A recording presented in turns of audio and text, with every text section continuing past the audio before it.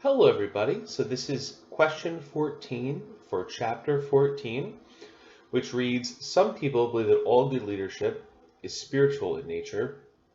Others think spiritual values have no place at work. Discuss these two opposing viewpoints. Well, we can see in the reading from the textbook for chapter 14, they do discuss what they call spiritual leadership, which really, gives employees a sense of belonging, that they're appreciated, senses of compassion, really making a really friendly place to work, but even more than that, really showing how the position and the role is really even good for themselves, how it kind of a bigger picture type thing. You're talking about spiritual leadership. Many folks go to work and they feel like they're not really contributing to anything, big picture. I hear a lot of people say, I go to work every day, I work, 9 to 5, maybe even overtime, I make good money, but I don't really feel fulfilled. I'm just kind of doing the job. Spiritual leadership would kind of show a bigger picture, feel compassion, empathy, appreciation, for the workers there. Try to like rid the workplace of like anger. They list here 4 main types in the textbook. Fear, anger, sense of failure, and pride. They list in the textbook. Kind of an opposing view is that it is work. It's not like belonging to like a social group or a church or whatever you may belong to. That gives you that sense of belonging. This really is work. You know what I mean? It's not really a social event, but those are two kind of opposing views to spiritual leadership.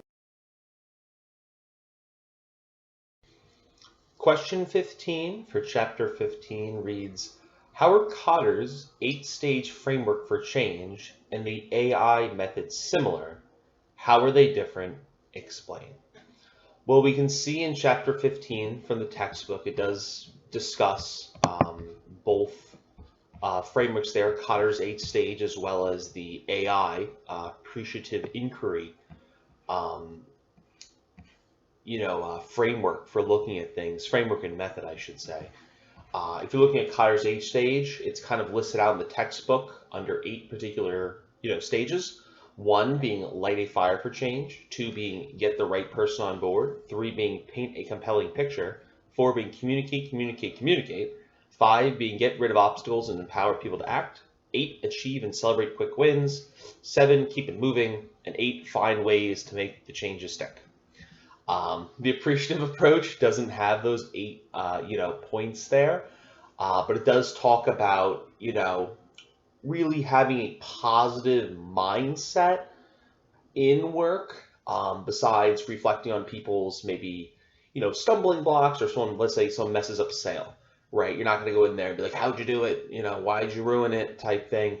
You say, hey, you did really good on these points, really proud of you, next time, we'll go get them, and look forward to you closing it, type thing.